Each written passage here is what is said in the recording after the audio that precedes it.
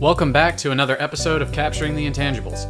Mike rejoins us today after being really selfish by taking a holiday, but he's back to talk about tech projects versus tech strategies and how the two often conflict. Today we jump into purchasing patterns and how now might be the time to shift to long-term vision. Hey guys, welcome back to another edition of Capturing the Intangibles. How are you guys doing today? Mike's back. Mike, how was vacation? Oh man, it was awesome. Coast of Rhode Island in the middle of winter. There's no one to bother you. It was fantastic to just relax and decompress. So what are you doing? Did you go to the beach or went to the beach? They have beaches up there? What'd you do? Yeah. They have beautiful beaches up there, like beautiful, fantastic coastal towns. But honestly, it was just a place to basically run away from the city and be able to just kind of do whatever we wanted to do. So relax, dinners, massages, and just kind of enjoy running around with the dogs on the beach. And yeah, it was beautiful. Something nice in the middle of like a year plus now after the whole COVID stuff has really started up, right? Yeah, so you took the dogs. How did they like it?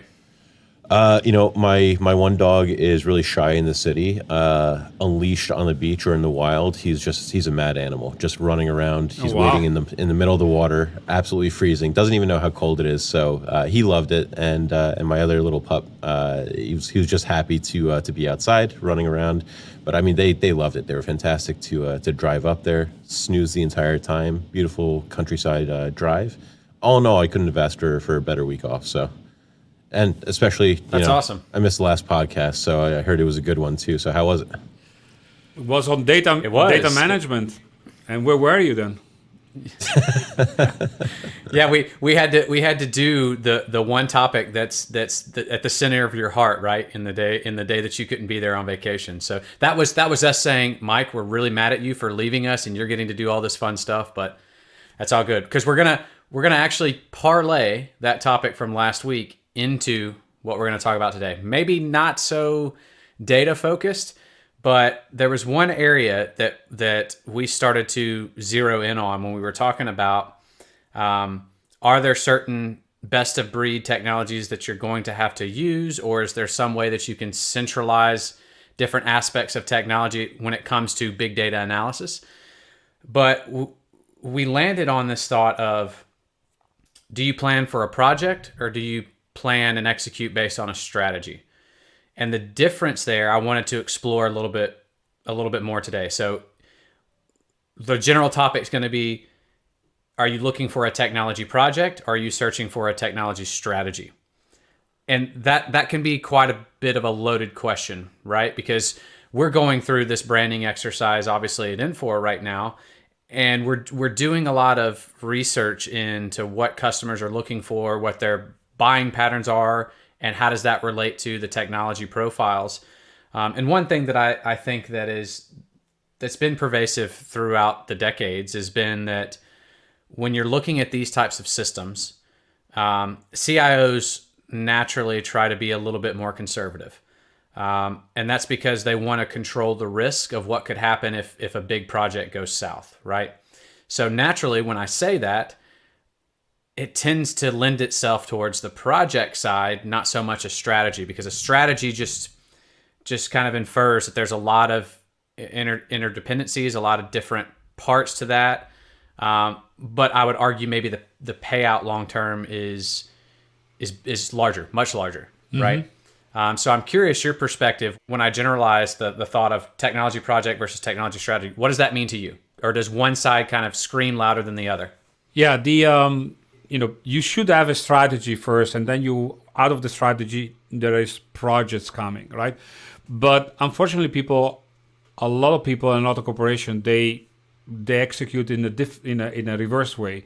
They do some projects, and then they think that they have a strategy, but then they don't, right? And throughout the IT, at least in my career, last 25 years, I've been blown away how much tactical projects have been winning against having a good strategy. And then later figuring out that people should have had a strategy and then execute the project against that strategy, right?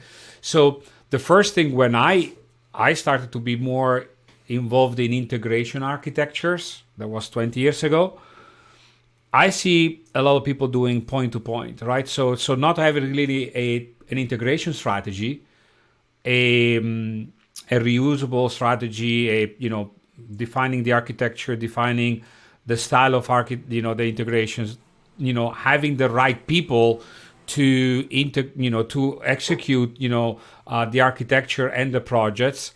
Instead of that, taking every time tactically from the business, oh, I need ERP to integrate with CRM, right? Or I need ERP to integrate with HCM, or I need ERP to integrate with BI, right?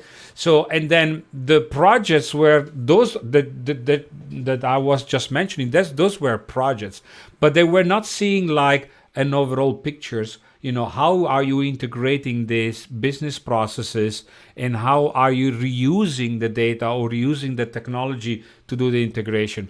And so what we ended up to do, after 5-6 years of this tactical integration projects, you just ended up with a spaghetti architecture, with something that I actually referred a couple of podcasts ago, of a binary concrete architecture, something that you build up and you don't want to touch it. You can't break it because you build up a monster essentially. So I started to see back then in the integration use case that people took it, by project, not by strategy, and they ended up with a mess, right? And maybe later we talk about other areas that the pattern has been the same. Yeah, for me, I had actually a really interesting conversation with a friend of mine a couple of weeks ago, and it kind of ties closely to what you're saying, Massimo, which is strategy should be first, and that drives your projects, your project execution, your project planning, and so on. Because really, if you don't have a good idea about your strategy, then what are your projects what are the outcomes of those projects going to be? And as an example, you need to start by looking at what makes your business special. So if you're in healthcare, if you're in food and beverage, whatever it is, you have to develop a competent portfolio of projects to complement what you specialize in. What makes you unique and special in the market compared to your competitors or other people in that industry? And a friend of mine, he works in a large corporation, multinational, over in Philadelphia, and they specialize in food services, and they don't own the access to the POS systems. Actually, they chose rather than build, that they would buy. But so much of their transactions is between them and the customer directly, and so you could argue that strategically, that POS system control, the design of it, the ownership of the data, how it integrates with the platform in the back end, that is strategically useful for them to make investments and to build projects around. But what's interesting to me is that delineation between what makes you special in your industry and what you should be driving your strategy or your project strategy as a function of your business strategy for. Because if you get those two out of sync, then you might be building the wrong things, you might be buying the wrong things, right? And you might be completely topsy-turvy, and you're actually spinning cycles in areas that don't add to your bottom line, that don't add to your competitiveness. So as a result of that, and I have another example, we were working with a customer that works in the clothing industry, manufacturing of textiles and so on. And rather than buying something like a big data platform, they wanted to build one. And they were hooked in by a Big Four technology consulting firm. And they were told, well, we want to do big data here, so let's build out that infrastructure. Let's use the D3 library for visualizations and so on. And that's great news for the accounting firm, for the consultancy. However, there's no growth strategy, right? There's no mapping that to the top line business strategy and goals of what makes that business unique in that particular market. They've just simply elected to invest in owning the controls around infrastructure, around labor, talent, support of these discrete concrete projects that really don't add any benefit to the overall bottom line of company revenues, marketability, competitiveness, or what have you. So I think it's definitely an interesting challenge to be able to see the forest for the trees and separate it out and say, what, this is a strategy, or this is a technology and a project that complements our business strategy, and then this is a project that complements just an IT strategy. Yeah, absolutely. I think the one thing that you just hit on, Mike, is you're ultimately trying to implement systems that plan for the future, not solve for the now. But we get so stuck in solving for the now, and I don't know if it's necessarily a risk thing or what. And also some of the things you were saying, the initial thought would be, well, wait a minute, doesn't that go against like this whole movement of agile methodology that's been going on for the last 10 years, right? But agile only works if you have a what I call a center out approach, right? And I'll give the example that we hit on a little bit last week in our podcast was we're working with a customer of ours that we started on one project area in a particular area of inventory analytics.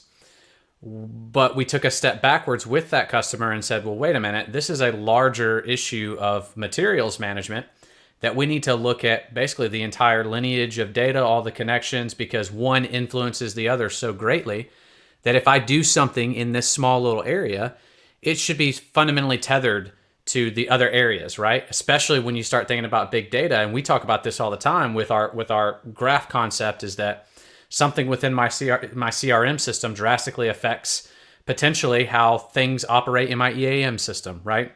And having to have that centralized core strategy so that then you can iterate through all these different projects. But it's got to start with the strategy first, I would think, right? But another good example that I was thinking about, you guys know how much I love RPA, right? But I can't help but create the analogy of this from, RPA to versus a modern architecture.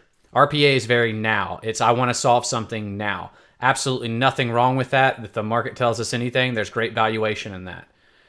But if you take, Mike, what you just said about that kind of future-driven mindset of a technology approach, well, then wouldn't a better solution be that, no, I want to purchase software, I want to build software, I want to do whatever based on that having future potential that I can leverage anywhere, right? Like if it's got the REST API set up to where I can create my own extensions or change the way that I interact with my systems without fundamentally putting my back-end process in jeopardy. I think that's another notion that we can hit here too, is that a lot of this innovation that we're talking about today, if you do it with a core central strategy, it actually doesn't critically impact the business in a negative way for any sort of time, right? You're not touching how I go through a procurement scenario, but you could start to layer on different ways of doing that without it affecting how the business actually operates. So anyways, I don't know, Massimo, anything to add to that sort of, am I completely speaking No, out on of... the RPA, that's another example of people not thinking strategic, right? And just by project. So you haven't built up the right architecture with the right tools, having an API first, we talked about in the previous podcast, right? API first, having good orchestration layer, and if you don't have that, and you have implemented applications that essentially are not really that modern per se, you can say, well, but I'm still stuck with some legacy application, okay, but there's different way. Then people look at shortcuts to find, can we automate something, and then doesn't need to be done by IT. Some any business user can do, and RPA has found a market into that gap, right? But everybody knows that's just a stopgap for something that you haven't fixed in your architecture and your planning and your strategy, right? And guess what? What are we going to do? Nobody's asking this question. What are you going to do with all these RPA tools that runs outside your core business processes? Everybody do some automation flows. They are not monitored. There is no governance. There is no compliance to it. So what are you going to do as a CIO with this tool out of controls? And there's a lot of bots executing against, screen scraping, or either a third-party website or your own applications. And there is no governance at all. There's no compliance. But everybody loves it. I guess that, like the integration scenario that I was saying, in 5, 6, 7 years, people are gonna talk about point-to-point RPAs, like point-to-point integration, and they figure out that's a big mistake, what they have done. So, these tactical projects, integration projects, data projects. We're gonna talk about the data projects versus a data strategy, or even AI project versus an AI strategy. So you can take any technology and apply these two words. Are you Are you into having a strategy first and then the project and execution, or are you just doing one project to the other, but nothing makes sense? There is no choreography of the whole picture that you're building. This kind of reminds me, or I think I see some analogs to the whole, let's say, consumer market, because I think a lot of people find a challenge in trying to map this to the enterprise market, and they can't tell when I should be building or buying, what is strategic and what is tactical.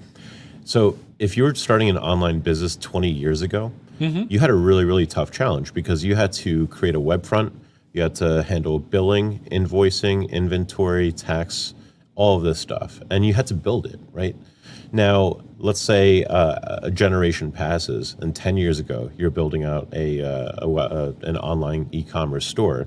Well, things have gotten easier. You have things like PayPal that are handling all your invoice and billing, right? So that makes it easier to basically offshore or delegate that entire part of the business towards someone that can specialize in tax collection, in billing and invoicing, and data validation for credit card and so on.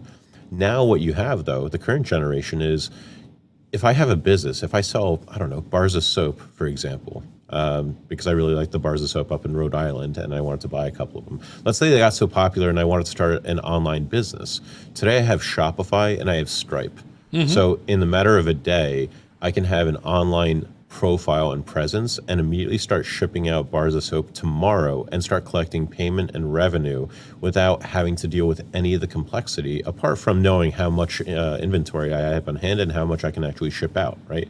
But yeah, it's what you call a wired business process, right? So you have all this business process now.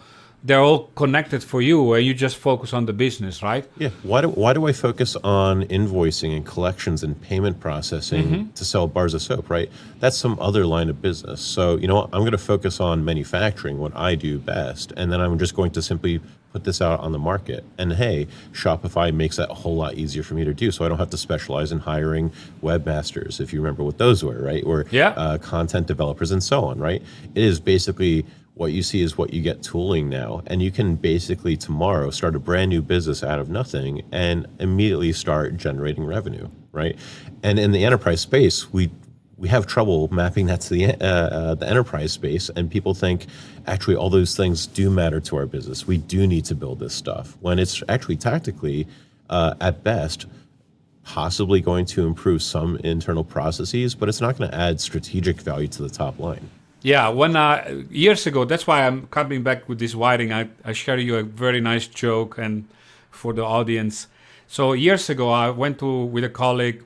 We went to a customer, and they were building a front end, like a catalog and like a e-sales, e-commerce, and of course we were the ERP provider, and the customer says, "I want the full integration, seamless integration. I'm taking order from the web, order should go to the ERP, get the order status back. I could do, inventory check, ATP, available to promise, blah, blah, blah."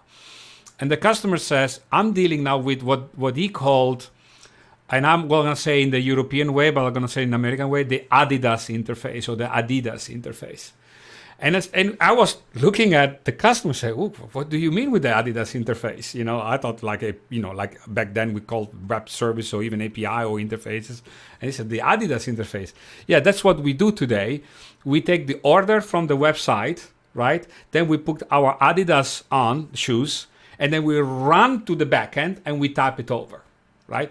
That's what he described, the Adidas interface. And then when the backend would have a status, you put the shoes on and you run back to the front end and you will type the update of the order status on blah, blah, blah. So that's the interface that we have. Can you fix it? And can you wire it and make sure that it works, right? So that's what I'm talking about, a tactical project versus having a strategy, how you're going to do, end-to-end, e-commerce with your backend. And now we move that these pieces are coming like a logical blocks together, like a composition that you have and it's already integrated, right? And there are still people that love to do best of breed, but then they have to do the Adidas interface again, right? And over again, and they get broken. So that's why I'm so on this wired architecture that works out of the box, so that you can, take advantage of the value. I'm always focused on this. But the thing though is, why aren't people actually doing that though, Massimo? Right? So why are people still? So I completely understand, and I think you would be hard pressed to find someone that would disagree with you, and yet still people make the decision. So Rick, I mean, why are people still then saying, okay, but I still want to build this because I think that this is important to my business here? Why are people making that mistake, or is it a sunk cost fallacy, or do they actually think that they're misattributing the overall value to their business processes? How do they keep running into this problem and this cycle again where they invest erroneously into their strategy? Yeah, I think it's two things. The first part, I think you answered it in your analogy earlier. It's that when you take like the e-commerce aspect, or not even e-commerce, before it went there, and you had to have all these tools to actually run your business, but you didn't have a solution that did that for you. I still think we're there in businesses. I still think that we live in a world where best of breed and some of those things may eventually go away, because you have to have this platform architecture that has the key components, right? And I think everything that we've been talking about is that abstraction layer of, in that case, it's historical complexities with multiple applications. But put that to what you just asked me, Mike, it's current complexities with those applications, and you're trying to solve it with one-off tools. Now, I think the giant leaps, let's say, that we've been talking about in previous episodes too, a giant leap may be that how do you get beyond that and see this as not a current complexity, but something that I shouldn't necessarily be handling on my own, but should have some sort of solution that takes these pieces and creates that abstraction layer for me. I think we're at the cusp of seeing that. I really do. But it comes down to CIOs see that as risk. And why they see it as risk is because not everyone is doing it. And most CIOs, I think they make what's this? It's like one of these big type of projects they do in their entire career at a particular company, right? Because it's a big deal changing your systems over. So naturally, they're so focused on the tactical because they don't want to impact the business, or their job is gone, right? And I can fully understand that. But I will say a giant leap is when some start to look at the technology first, maybe even less about the procurement and the AP and whatever types of key things that I have to do, because there's so many options out there to choose from. You could argue that's becoming commoditized. What's not commoditized is the ability to orchestrate these technologies together to where I'm not taking an IT overhead to multi-tenant cloud, where I'm not supposed to be doing that anyways. But inevitably you're having to, because these complex problems of integration, automation, data management, machine learning, advanced analytics, they're quite complex, right? And there's so many options out there. But Massimo, I can't help to think it's back to our conversation of the, what do we call it? The economics of a shared ecosystem, right? That's exactly what Mike just said, but more in a consumer commercial experience with businesses moving to e-commerce, right? It's a perfect example. But I think shameless plug here. I'm going to get into the history of what we're passionate about on the OS side. I think we at Infor got really lucky here. I really do. And it's because our strategy, most will know that our history is based on acquisitions of key technologies in the ERP and edge application space. Where we came in is all of our stuff's organically built, but we had to basically treat everything as a third party and orchestrate these things together so that we could create a meaningful business, right? So it doesn't matter if it was an EAM product, if it was a manufacturing product, a supply chain product, whatever, back office. We had to find ways to say, hey, all of these systems have similar issues in that they're going to need some sort of integration bus. They're going to need event management and business process engines. They're going to need a way to look at data management across those, especially as we went with cloud suites. What's really elegant about that story, that's the exact same issues that we're seeing at customers now. Yeah, no, absolutely. And I think it's something, it's absolutely going to lead with prospects too. I fundamentally believe that at my core. And that's the questions that CIOs should be asking. They should be starting at, how modern is your platform? Yeah. And just to give an example, the strategies versus projects, right? So let's go back to the integration and data architecture as well. So let's say you have a an ERP, sales orders, shipments, maybe even invoicing, doesn't matter. But let's say then now you want to integrate, this ERP with different applications. So what the point to point, the project is people need sales orders, right? So they just query or take the sales order data out of the API, whatever API is available, just for that integration, the 3, 4, 5 fields that they need. Then they come with another application, say, oh, I need also sales order.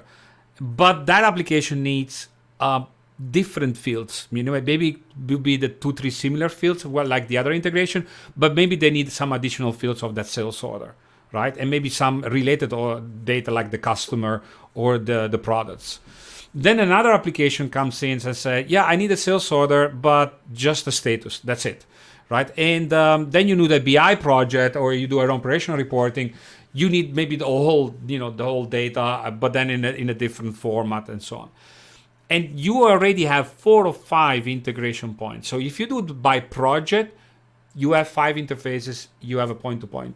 If you do it from a strategy perspective, you think more like, listen, if I create a data in the ERP, like I create a sales order, I'll give you the sales order once to whoever it needs. Don't come back to me and bother me with all kind of different queries, different API calls, because you're just then putting pressure on me as a system and as a data architecture, right? I'll give you on an event, I'll give you all the data of the sales order and you figure it out, right? This is more thinking from a strategy perspective. And then if you say, well, I'll put that sales order in a data lake, for instance, then people will go to the data lake to figure out for that sales order. They don't need to bother anymore to go back in different way and querying that ERP. So this is thinking of strategy and reusability, and essentially cut down even on the cost and on the duration of the projects, right? Instead of doing point to point, and you have reusability for the future. That's the difference between tactical projects and strategy. That's interesting, Massimo. Quick follow-up on what you were just saying there. So would you start to argue that maybe the system of record actually is starting to change or move? Yeah, well, I mean, Mike will love this discussion, I'm sure. But to be honest, the system of records that will still exist and they are very important. But those transactions you need, because that's what moves the business. But the intelligence, insights, prediction, and be better than others will come from a data-centric architecture. So everybody can do transactions. That's fine. And it doesn't matter which ERP you have. Everybody will do an order, a shipment, and an invoice. And you can take whatever system, they can do it. But nobody can do yet taking all the insights of all this data, apply the right machine learning, the right algorithm, the right compliance, the right insights with analytics, the right process mining, right?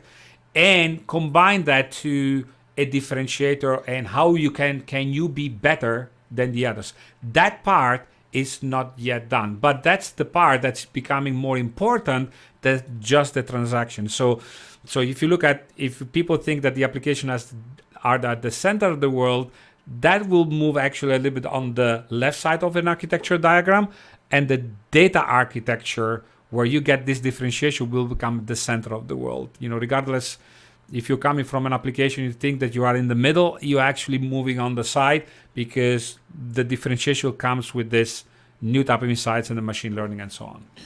So you shouldn't be expecting your ERP to one day have an update where now all of a sudden you have AI and MDM and RPA and all these things, because it's not only is that not what they specialize in, right? Mm-hmm. They're running a business, right? They're doing shop floor, they're doing manufacturing lines, MES, they're doing data entry and inventory and so on. Mm-hmm. Why do you want to put something like AI, MDM? Why would you expect that? That's not a core part of enterprise resource planning projects and products and so on. Mm-hmm. So don't expect that. CIOs shouldn't expect that, but rather expect a flexible, deconstructed architecture that allows you to create value in those different layers, AI and data, for example, but also extend that to all of your entire portfolio, basically, right? Yeah, but Mike, the problem is that today a CIO sees that an AI project different than a data architecture or data strategy. It's they really technically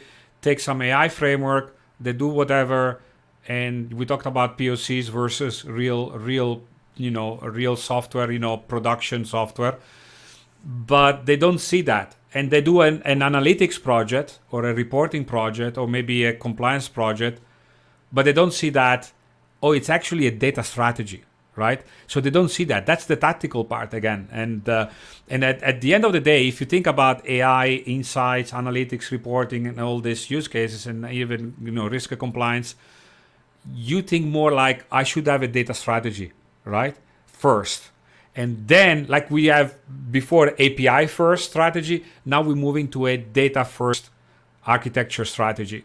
And then the other things will follow. I'm seeing a lot of point-to-point data projects like AI, analytics, reporting, and so on. And I'm seeing also different stacks.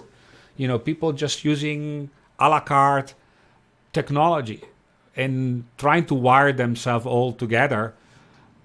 That's going to come with the Adidas interface again, guys. Yeah, so it's like trying to build a skyscraper on a sand dune versus, a bedrock, right? Yeah, absolutely. You can probably build, a little bit on the sand dune, but at the same time, there's no foundation, there's no bedrock to what you've built here. You can't expand outward, right?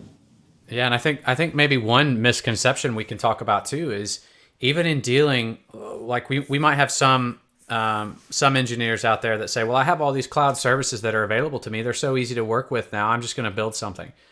But I think what, at least what I feel like we've uncovered in our work is that it doesn't matter what cloud provider, you can name any of them, the services are still very closed looped.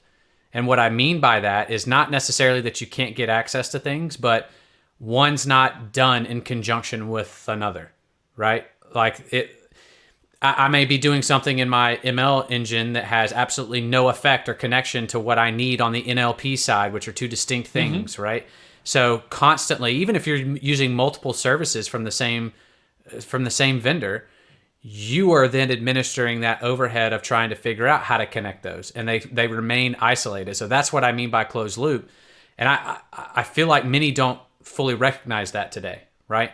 Absolutely. I think that's what causes a lot of the issues, and but it adds fuel to the conversation with a lot of CIOs and organizations that we do businesses with, is that's inherently complex. So how can you make it easier? And it always starts on the wrong end of the conversation. Yeah, no, but the other to play the devil advocate, there is also a lot of strategy people, right?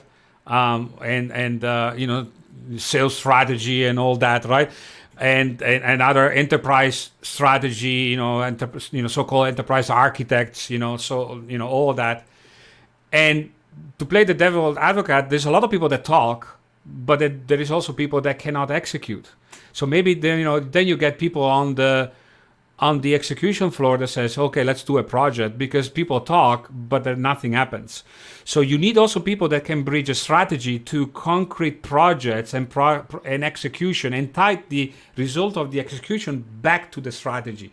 So that cycle you need to have. And I'm seeing a lot of people, to be honest, talking, but nothing execute. And then, so I understand that sometimes people, like, okay, let's start, right? So having people that define the strategy, but they can give just the right start of the first phase of the execution, putting people in motion and project in motion, that's very important.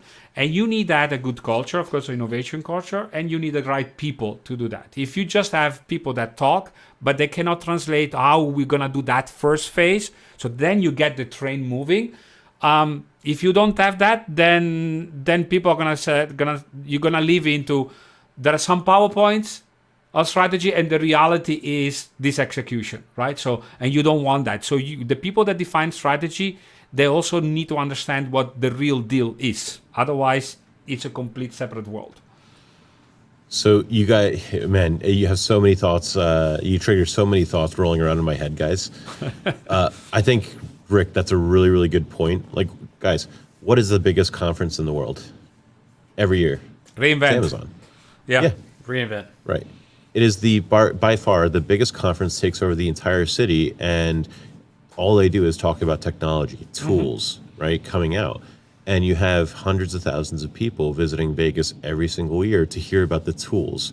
So Amazon, credit to Amazon, right? It's amazing what they've built. It's amazing what they've commoditized, and it's amazing what they're enabling to be built on top of that infrastructure. But it's a bit like how Home Depot and Lowe's and in Europe, I'm not sure which DIY shop you have local to you, Massimo, but it's like Home Depot and Lowe's being available right next door. And yeah, you can just go and pick up some drywall and some shower fittings and so on. And all of a sudden on the weekend, you're doing a bathroom remodel. And if you don't specialize in this, and I don't, right? Yeah, I can go to Home Depot and I can try to fix up a room. I can do flooring and so on. But you know what? I'm probably not going to get all the considerations right, all the outlet boxes, all these things. So it's almost like the commoditization has fooled people into thinking that they know how to build a complete project or a solution, and oftentimes people don't, or they are, their eyes are bigger than their stomach in terms of what they should be taking on. So yeah, I think CIOs need to stop, to some degree, they need to stop listening to developers saying, yeah, oh man, we need to build that. We need to use these tools and technologies, because it's not going to do anything for you. Yeah, you can build a project out. Yeah, it's going to do exactly what your spec sheet said. But is your business any more effective or efficient in being able to do it? And I think CIOs and decision leaders need to actually take a step back from listening to their developers and say, how does this actually help the business? How does this make us more strategic, visionary, competitive? And if the answer is it doesn't, then let's go give that job to somebody else that specializes in this, and let's focus on what you can build that's going to add value to the company. Yeah, I love your analogy, Mike. I think it's perfect what you're saying. I every time I see these slides with tons of services, and people say, "Oh, you can do this. I use this. I pick this service and I combine with this and do that." Yeah, that sounds very nice. That's the spaghetti architecture. And if you really need to know what you are doing and why you are doing. And yeah, I definitely I'm not gonna go to Home Depot, buy all the stuff to remodel my bathroom, because I could have made a big mess out of it, because I'm not the expert. Really, I'm not the expert. So I need an expert to do that. Can I do it? Yeah, sure I can do it, but I'll leave it a big mess. And then I have to, so I spend money on that. Then I'm gonna have to spend money to hire the real experts, and so I spend double money for it, right? So people don't realize that, and also this religion about, oh, you use this little framework, streaming framework. Oh no, I love more Kafka than Kinesis. Oh, I love this and that. And you get all in these religious discussions, and people don't really think about what am I doing here actually? What is the use case? What is the value? Right? It's always this discussion about these tiny frameworks. And that's when you are tactical and you're busy with the project. You're not busy with the strategy. Just because you can doesn't mean you should. And even if it's something you're really passionate about, and this is something that I'm almost ashamed to admit it a little bit, but my analogy is I used to love, and I still love during the summertime, cutting my grass. I don't know why. There's something about it I just love. And maybe it's because I can zone out for a couple of hours and I can focus on the stupid details, like the lines have to be just right, and I flip it every other week and so forth, right? But what I realized is I have 2 young daughters, and we're working lots of hours during the week. The time that I was then spending to do that could be economically managed better by someone else that was also better at the job, right? And that's really what we're seeing with technologies at the end of the day too. So one final question for you guys is, I liked your analogy of the web front ends and everything that you had to do to run your business, but those, I'm going to call them historical complexities for that business model. What do you think are the areas of technology that will be a historical complexity in the coming years? AI definitely, it's not. We are not there. We're learning a lot. There's gonna be, area of complexity, and you really need to take from a strategy perspective. You can't just tactically doing it.